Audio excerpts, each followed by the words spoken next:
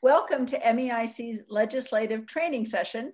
We're going to attempt to quickly show you how to navigate various websites so you can stay informed about what's going on this session and you can participate, whether it's participating from your computer or typing a letter. We want to make sure that you know how to testify and send comments to legislators. So with that, I'm going to turn this over to Durf Johnson. He's going to walk you through MEIC's website and all the good things you can find there to help you stay engaged this session. And then Connor Ploger, our Clean Energy Program Director, will walk you through the Legislative Services website so you can learn how to sign up to testify and how to testify on the day of a hearing. So with that, Durf. Well, welcome everybody to this webinar. And we're recording this so you can refer back to it whenever you need to. I'm going to walk you quickly through a lot of the features that we have on our website so that you can better navigate all the different tools that we've created so that you can better follow the legislature. I'm starting off at www.meic.org. And from here, you'll notice at the top, right here, there is a tab for Montana Legislature. I'm going to click that, and that's going to navigate us to the Montana Legislature page. There's several tools that you can use, and the first I'm going to talk about is the 2021 Montana Legislature Bill Tracker. There's a link available both on this page as well as on the drop-down. And this is a tool that we create and update pretty regularly on different pieces of legislation that MEIC thinks is important for us to take a position on and for our members to know about. And what you'll be able to find on this is both a list of bills that we support and oppose, as well as those bills that have not made it through the process and have died, as well as issue areas for different bills. So if you are interested in hard rock mining or clean energy, you can sort by these different subject matters. And I'm just going to click clean energy, and a number of bills pop up that we either support or oppose in the clean energy issue area. And I'm going to click on SB 85, which will increase taxes for wind energy. And on this link, you'll find a short description, including who the sponsor of the bill is, and a link right here on SB 85 that'll take you to the leg.gov website that Connor's going to be talking about next, our position, and where the status is for the bill in the process, as well as the staff contact, because we have 3 lobbyists up at the session, and we want to make sure that you know who it is that you need to speak with.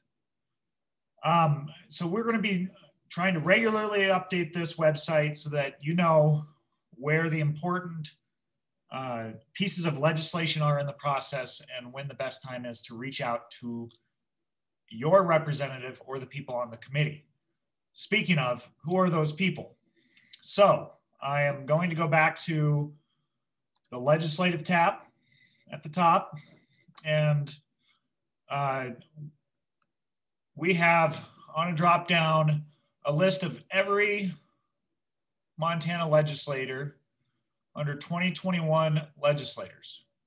So I want you to click on that, and it will take just a little while to load because there's 150 of them.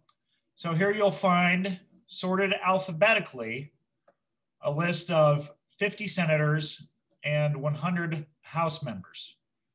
You'll notice on the right-hand side here, you can also sort by Republican or Democrat, and then for their respective committees.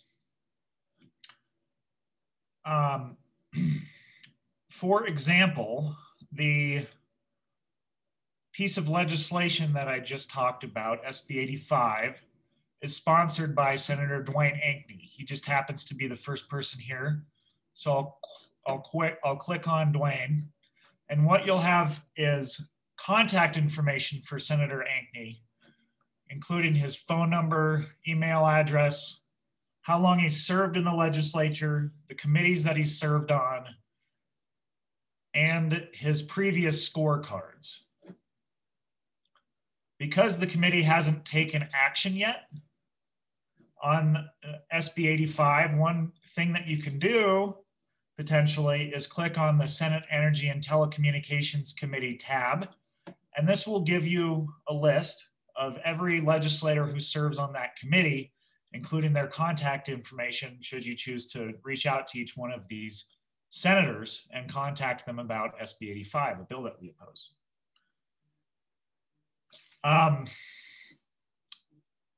Now, I'm going to move on to the next thing, which is we publish a newsletter called Capitol Monitor. You're going to find this newsletter right here under the tab Capitol Monitor. And the most recent issue is going to pop up in new form. And I'll click on a previous session. And what you're going to find here is a narrative description of everything that we're doing in the session, as well as priority bills and bills that are coming up for vote soon, or bills that we think would be really important for you to reach out on because you'll be able to make a difference. And so we publish this newsletter every 2-3 weeks. That's not really set. It's when we think it's most important. Finally, we have a blog. And under the blog, we're going to publish every Monday something called 3 Things. This is last week's 3 Things, one January 11th. And what we do here is we pick 3, usually 3, sometimes 4, sometimes 2 pieces of legislation, or sometimes something outside the legislature that is important for you to contact somebody on, an event to attend. And you're going to find a lot of legislative related actions under the 3 Things every week throughout the session. And so you'll notice the first one here is the SB 85 dealing with the wind energy taxes legislation. And again, you're going to be able to find this under About Us blog. And finally, I want you to go back to the Montana Legislature tab. And if you scroll down to the second paragraph right here, you're going to see a hyperlink called How to Lobby. And this is a fact sheet that's going to provide you with all the different information on techniques for lobbying, how to register to testify, and find out how to talk to a legislator. We try and make this just a basic tutorial on how to lobby. So with that, I am going to pass this off back to my colleague, Connor Ploger, who's going to talk about the state website and how you can navigate that for finding out different legislation and being effective in the legislature. So I'm going to stop sharing my screen and let Connor take over. All right, hi everyone. I'm going to get started real quick. All right, so I'm going to go over how you can remotely testify given how weird this session is going to be. So the first thing I want you to write down is ledge.mt.gov. You're going to go to this website. Now, before you click on anything, if this is your first time visiting this website, I strongly recommend that you just spend 5 minutes navigating this website, because this website is both very beneficial and a little cluttered. It's beneficial in that everything you're looking for is probably on this home screen. It's a little cluttered in how you can see it right now. Everything is on this home screen. So because of that, just spend a few minutes to navigate it and make sure you know where everything is located. For example, right here, bill search is right here, a little obvious, and so is legislator search. However, what I'm going to go over, the request to testify remotely, is all the way right here in the middle and can be a little difficult to miss. So I'm going to start by going over that. So let's click this link. Now, in order to testify, you're going to have to fill out all of these slots in the order that I'm going to present them. So the first thing you're going to want to do is select the bill. Right now, I'm just going to choose the first one on the list. However, as Dirk mentioned, we will be keeping you informed regarding which bills MEIC is concerned about or supportive of, and you will be updated regularly regarding that. Then you're going to select the committee. We'll also inform you which committee will be where the testimony will be occurring. And then you're going to select your position on the bill. Now, a couple of notes regarding this one. There are 3 options: proponent, opponent, and informational witness. Just ignore the third one, informational witness, for right now. And instead, I encourage you to choose either proponent or opponent. Now, typically, MEIC is going to inform you ahead of time whether or not we support or oppose a bill. However, in the rare instance in which you do not know which position to take, it's okay to just choose one of the two and then inform the committee once you are testifying that you are either a proponent or opponent at that time. Now, another thing to make sure that you look out for is this question: do you represent another party other than yourself? You're going to click yes or no, but chances are that's going to be no for right now.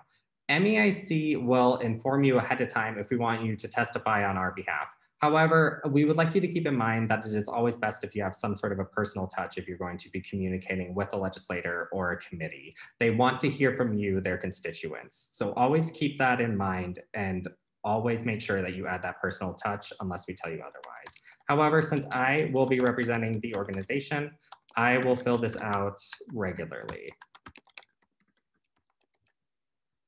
You're also going to want them to provide that. You're also going to want to provide your name, your email address, and your phone number. Apologize for not having that 406 area code right now. You're also going to fill out your city and state of residence. And then down here, it gets a little tricky as well. You're going to want to fill out a couple of things to make sure that you're able to testify. Now, regardless of whether or not you're doing a written testimony or an oral testimony, you're going to want to fill out this box. Now, if you have your written testimony, you can either copy and paste it in this box, write it out right here, or upload a Word document right here. However, if you're going to testify remotely, just indicate that to the legislature.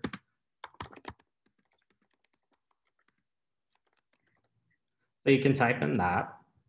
Or if you don't want to fill out this box and instead just want to upload a document, you can just write "see document attached." So just make sure you write something in that box. Now, since I will be doing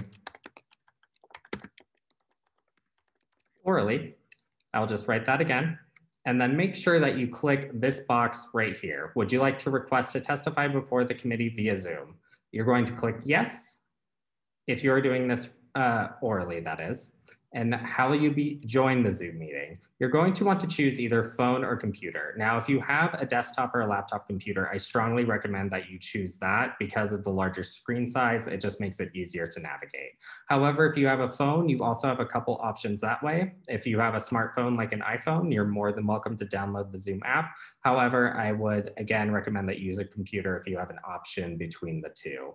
However, if you do not have a smartphone and you would like to use your landline instead, that it is more than okay. You're going to want to follow the instructions to unmute yourself. I believe that means that you either choose *69 to unmute yourself and *9 to testify. So just make sure that you choose the correct option when you do so. A couple of notes as well, if you're going to testify remotely via Zoom, it has been very rare that they tend to turn on the cameras when you are testifying. Chances are they will only be able to hear your microphone. So MEIC strongly recommends that you choose some sort of picture to represent yourself, a professional picture, or just something to represent yourself. It just makes it a little more personal when you are testifying. Also, at the bottom of your Zoom screen, chances are you see the option to share screen, reactions, etc. When you are testifying remotely to a committee, chances are there's only going to be one option, raise your hand, and that option is very important. When they ask whether or not there are any remote proponents or opponents who are ready to speak, they will ask you to raise your hand. That is the opportunity in which you indicate that you are ready to testify remotely by choosing that raise your hand option. So make sure you choose that if you are testifying remotely. Now I'm going to go back to the homepage and just go over a couple more things. A few things to note is right here, apologies. Along the top, you can see this option to watch and listen. If you are not ready to testify remotely, we completely understand. This is entirely new and we want you to feel comfortable. So simply click this tab and click Streaming Schedule.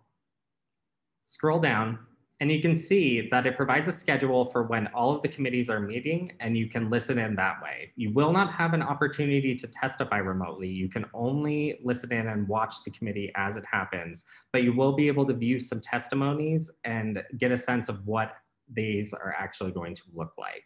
They also have archived videos, so if you would like to go back in time and find something or previous hearing, you are more than welcome to do so. Now going back to the homepage, I'm also going to go over how you can contact your legislator if you need to. So there are a couple options right here. The first is an option to just call the information desk. So if you have any questions, just be sure to call this number right here. The other option is to click this box, which is send a web message to a legislator or a committee.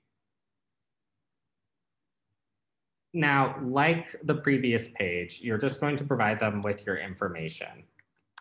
So first name, last name,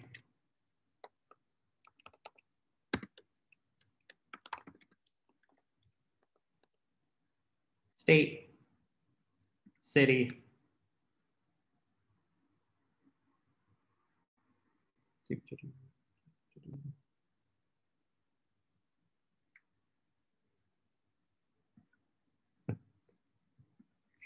and then zip code. You're also going to want to provide your email address as well.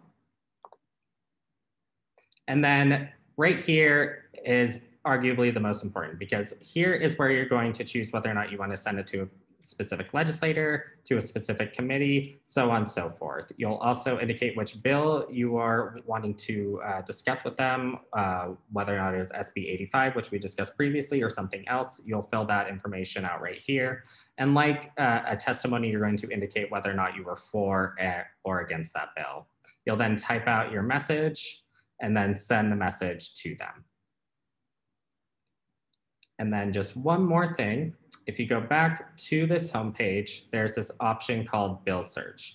Now, of course, DERF did a wonderful job of going over which bills MEIC will support and oppose and how we will indicate that on our website. However, if you want to find information regarding that bill from the source itself, here's how you do so.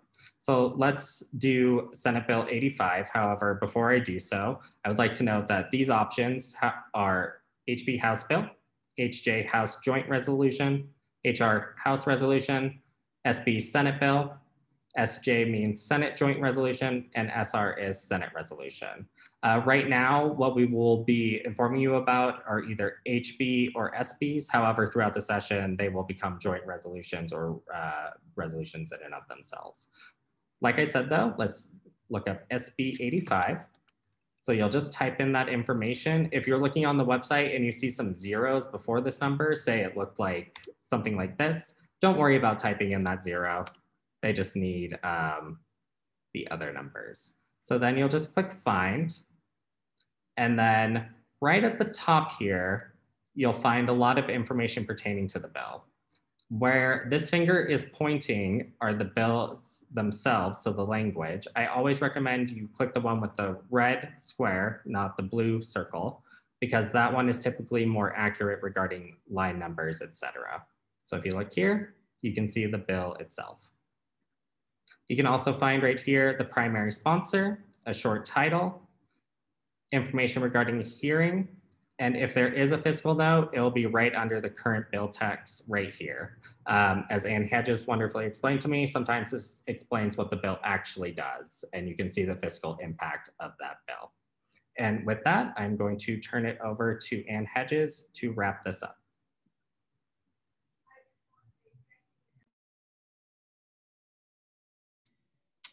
Ann, you're on mute. I just want to say thank you to everybody. It wouldn't be appropriate Zoom if I forgot to take myself off mute. Thank you. And if you have any questions, you can always refer to the fact sheet on our website that Durf referred you to. It has a step-by-step with all of the instructions and more that you just heard. Also, one really critical step that you need to keep in mind is if you do want to testify on the bill, you must register to testify the day before by noon. If you do not register by noon the day before the hearing, you will not be allowed to testify remotely. So it causes all of us to have to pay closer attention to what's coming up and to be ready. So if you have any questions, please contact Connor, Durf, or me, and we are more than happy to answer your questions. You can send us an email or you can call our phone 406-443-2520, and we'll get right back to you. Thank you. Thanks, everyone.